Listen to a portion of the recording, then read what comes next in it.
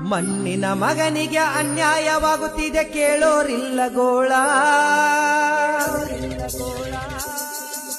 ಮಣ್ಣಿನ ಮಗನಿಗೆ ಅನ್ಯಾಯವಾಗುತ್ತಿದೆ ಕೇಳೋರಿಲ್ಲ ಗೋಳ. ಬೆಳೆದ ಬೆಳೆಗೆ ಸರಿಯಾದ ಪರಿಹಾರ ಕೊಡುತ್ತಿಲ್ಲ ಸರ್ಕಾರ. ಹಿಂಗಾದರ ರೈತರ ಕಣ್ಣೀರ ಒರೆಸೋರು ಇನ್ಯಾರ. ಮಣ್ಣಿನ ಮಗನಿಗೆ ಅನ್ಯಾಯವಾಗುತ್ತಿದೆ ಕೇಳೋರಿಲ್ಲ ಗೋಳ.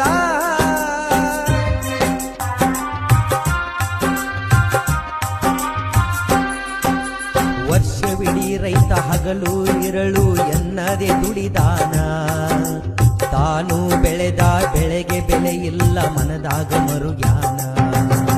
ನಿಗದಿತ ಬೆಲೆಯ ನೀಡಬೇಕೆಂದು ಹೋರಾಟ